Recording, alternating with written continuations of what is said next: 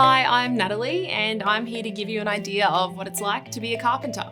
There's heaps of different types of work sites we operate in. There's residential construction, which is about building, repairing or remodelling homes. And then there's commercial and industrial projects, which involves places like shopping centres, schools, hospitals and large construction job sites. Once you figure out which sector suits you, the possibilities are endless.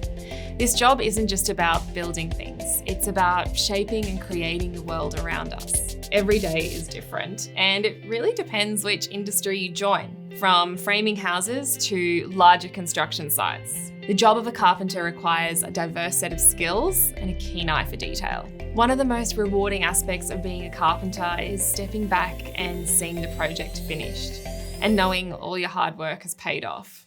The sense of satisfaction you get from building something with your own hands is awesome. As a carpenter, I've had the opportunity to learn from really experienced craftsmen, and they've shared their knowledge with me. And I've collaborated on projects that inspire and challenge me every day. Is joining the carpentry industry worth it?